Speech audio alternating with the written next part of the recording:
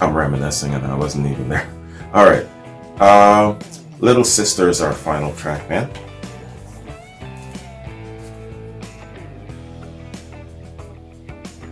All right. So this is Rockpile with guest vocalist Robert Plant performing Little Sister, an Elvis Presley song. Let's get it. We're going to bring on a friend of ours, Robert Plant.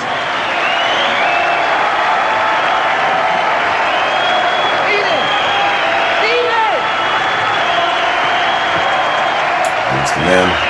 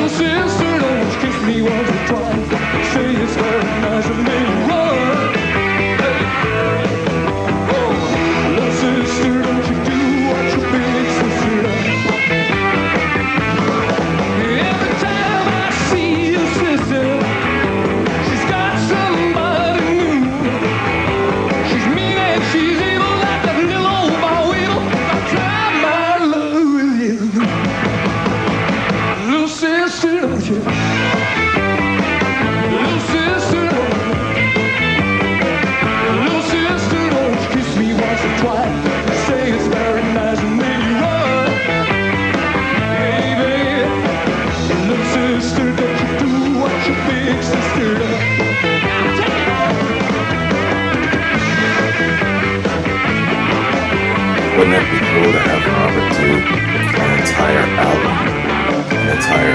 tribute of Elvis songs? You know, it would be so different from all the baritone Elvis impersonators, wouldn't it?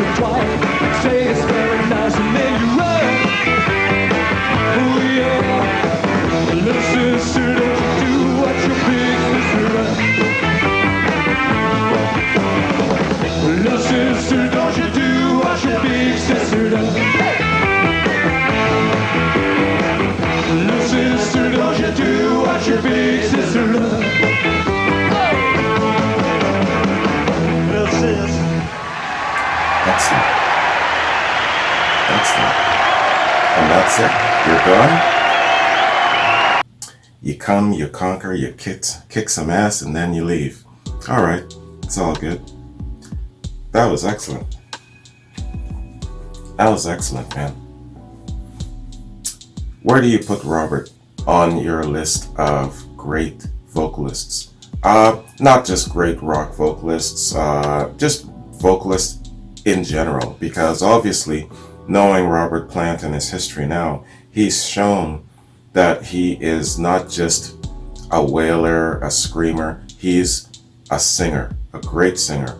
And where do you put him? You know, he's one of the best for sure. And his voice is very, very unique, well placed in many areas, well placed here. And I could see him, like I said, man, doing a really, really excellent tribute album covering Elvis songs. How cool would that be? That would be really, really cool. And different in a really good way. You know, I mean, hey, not knocking Elvis impersonators and trying to get it exactly just right, but different can sometimes be just as good. And I can see Robert pulling off a fantastic Elvis tribute album. You know, not just his funky grooves and jamming party songs like this one, but also some of the really, really nice ballads. Could you imagine Robert singing Green, Green Grass of Home? Yo, man. I'm telling you, I would pay money for that shit. So, really, really good call on the part of Dave and his band here, Rockpile, to do this. So I'm already having this thought.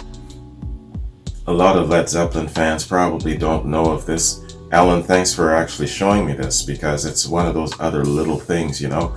What I'll do, fingers crossed that this makes it up on YouTube. If it doesn't make it up on YouTube, I think what I'll do is I'll maybe chop it up and isolate this Robert Plant performance and try it again and see if it makes it. If it does make it up on YouTube, I'll put it up on the Classic Rock platform as well, so that a lot of the Led Zeppelin fans will be exposed to it. Because I've been noting that a lot of Classic Rock subscribers don't come over to the Beyond Classic Rock channel because they want to just keep the Classic Rock embrace, you know. So I understand, you know, I'm not knocking it. So, but what I will do is I might actually share this with them, you know. I'm sure you don't mind. So let's do a little review, and this is unique here. What I've got here is a link to a blog post, and the blog post on Little Sister, it says it's albums that should have existed. And the host is saying this. He says, Rockpile, as you know, was basically a musical alliance between guitarist Dave Edmunds, bassist-songwriter Nick Lowe, with two of them taking turns being lead singer. It was a strange situation because from 77 to 1980, Rockpile never put out a studio or live album until 1980, because Lowe and Edmunds were on different record labels. Yet during those years, Edmunds and Lowe always toured together as part of Rockpile. I guess they were just doing jams because they couldn't officially say that, yeah, this is an album or what have you. As with the other albums in this series, this is the blogger saying it. As with the other albums in this series, I've avoided using any of the studio tracks from Edmunds or Lowe when they were usually backed by all of Rockpile. Instead, this is entirely made up of live versions of songs Rockpile did in concert. Edmunds put out an album in '79 called Repeat When Necessary. 3 of the songs here are versions of songs from that album. Lowe also put out an album in '79, Labor of Love. 4 of the songs here are versions of songs from that. That counts for 7 of the 13 songs. The others are generally cover songs that never appeared on an album, such as versions of the classic songs Let It Rock by Chuck Berry and Jailhouse Rock by Elvis Presley. Note, there's one kind of strange song here, Little Sister. What's unusual about it is that the lead singer is actually Robert Plant, while he was still part of Led Zeppelin. This is because in '79 there was a benefit concert known as the Concerts for the People of Kampuchea.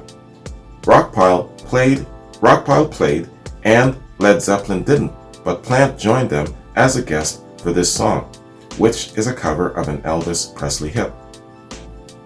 That song, plus another one from that same concert, Crawling from the Wreckage, were officially released as part of a live album for that benefit. The rest are all officially unreleased, but the sound quality is generally very good for the unreleased songs too. Most of them come from a concert that was professionally recorded and played live on the radio at the time. The last song, What Looks Best on You, clearly comes from an audience bootleg and is rougher sounding than the rest, but is still very good listening. Alright, so I don't have the blogger's name, just the title of his blog. Albums that should exist. That's his blog post. All right. Good information, man. Really, really cool to see Robert in a different setting. He's still masterful.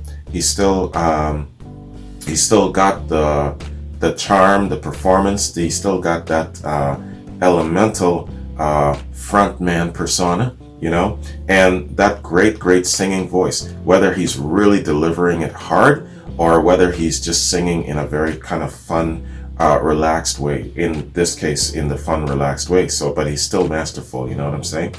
One of my favorite singers, man. Overall, I'm not just talking rock singers. I'm talking overall, because of the uniqueness of the sound of his voice and what he can do with it. You know, even as he ages, he's still got a really great, charming element of how he uses his voice. Definitely one of the best singers ever, man. So I'm just scrolling down here, man, checking my notes before I bounce.